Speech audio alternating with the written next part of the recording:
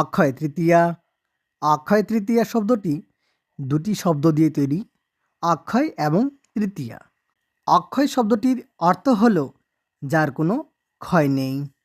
এই শুভ দিনে আপনি যা দান করবেন, এই শুভ দিনে যে সকল পুণ্যকর্ম করা হয় তার অক্ষয় ফল প্রাপ্ত হয়। অক্ষয় তৃতীয়ার এই শুভ দিনে আমরা সকলেই সিদ্ধিদাতা বিঘ্নহর্তা গণেশ ভগবানের পূজা অর্চনা করে থাকি।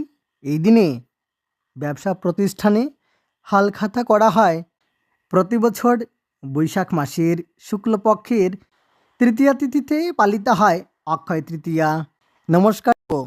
1433 বঙ্গাব্দে কবে পড়েছে অক্ষয় তৃতীয়া? এই শুভ দিনের দিন পঞ্জিকা, পঞ্চাঙ্গ, অমৃত যোগ এবং শুভ সময় হলো আজকের এই ভিডিওর আলোচ্য বিষয়। দর্শক বন্ধুরা, অক্ষয় তৃতীয়ার বিশেষ ধার্মিক মাহাত্ম্য রয়েছে, তা নিয়েও আলোচনা করব। তবে প্রথমেই জানব অক্ষয় তৃতীয়ার দিন, তারিখ, তিথি, শুভ সময়, পঞ্চাঙ্গ। দর্শক বন্ধুরা, 6ই বৈশাখ 1433, 20শে এপ্রিল 2026 সোমবার, বৈশাখ মাসের শুক্লপক্ষের তৃতীয়া তিথি এবং সেদিনই পালিত হবে অক্ষয় তৃতীয়া ব্রতম।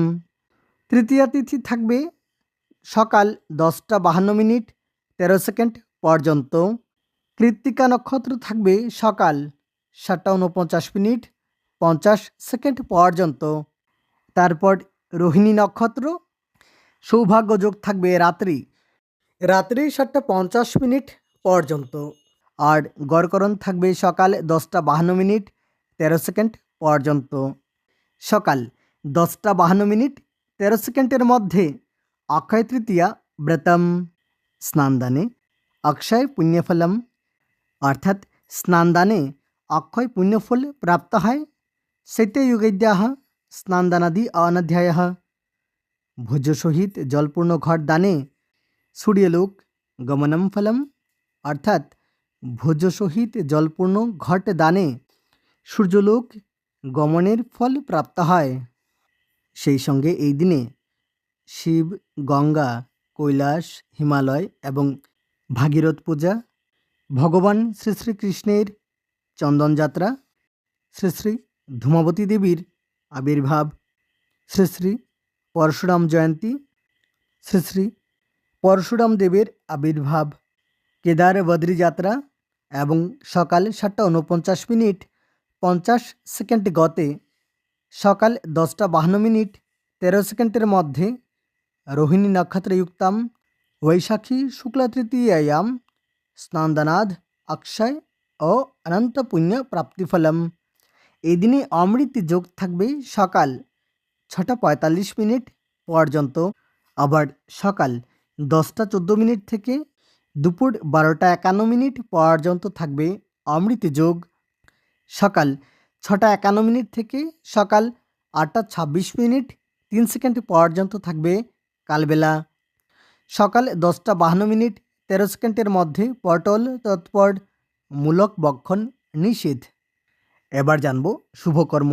সকালে 6টা 51 মিনিট 13 সেকেন্ডের মধ্যে বিক্রয় বাণিজ্য, ধান্য ছেদন, গবাদি ক্রয় বিক্রয় আদি শুভকর্ম করা যাবে। আবার সকাল 8টা 26 মিনিট 3 সেকেন্ড গতে সকাল 10টা 52 মিনিট 13 সেকেন্ডের মধ্যে গাত্র হরিদ্রা, অবিরান্য, সাতবক্ষণ, নামকরণ, নিষ্কামন, দেবতা গঠন, বিপুণ্যারম্ভ, পুণ্যাহ, নাট্যারম্ভ, গ্রহপূজা, হল প্রবাহ, বীজ বপন, বৃক্ষাদি রোপণ, ধান্য রোপণ, ধান্য স্থাপন, ধান্যাদি বৃদ্ধিদান, ঋণদান, নবান্ন, জবশ্রাদ্ধ, শিল্পারম্ভ, ধান্যমর্দন, বাহন ক্রয় বিক্রয়, দীক্ষা, ঔষধকরণ এবং সেবন, শান্তি সুস্থয়নাদি শুভকর্ম করা যাবে। এবার জানব এই বিশেষ দিনের ধার্মিক মাহাত্ম্য। এই শুভ দিনে পালনহার ভগবান বিষ্ণুর অবতার ভগবান পরশুরাম আবির্ভূত হন। এই শুভ দিনেই রাজা ভগীরথ মাতা গঙ্গা দেবীকে মর্তে নিয়ে এসেছিলেন। এই শুভ দিনেই সিদ্ধিদাতা গণেশ ভগবান মহর্ষি বেদব্যাসের মুখ নিঃসৃত বাণী শুনে মহাভারত লেখতে শুরু করেছিলেন। এই দিনেই চন্দন যাত্রা শুরু হয়েছিল। এই দিনেই সত্যযুগ শেষ হয়ে ত্রেতাযুগের সূচনা হয়েছিল। এই শুভ দিনেই কুবের ভগবানের তপস্যায় তুষ্ট হয়ে দেবাদিদেব মহাদেব উনাকে অতুল ঐশ্বর্য দান করেছিলেন। এই শুভ দিনেই ভক্তরাজ সুদামা দ্বারিকা নগরীতে গিয়ে ভগবান শ্রীকৃষ্ণের দর্শন লাভ করেছিলেন। এই দিনেই দুঃশাসন দেবী দ্রৌপদীর বস্ত্রহরণের চেষ্টা করেছিলেন এবং ভগবান শ্রীকৃষ্ণ শরণাগতের পরিত্রাতা রূপে দেবী দ্রৌপদীকে রক্ষা করেছিলেন। এই শুভ দিনে কেদার, বদ্রী, গঙ্গোত্রী এবং যমুনেত্রী এই 4 ধামের দ্বার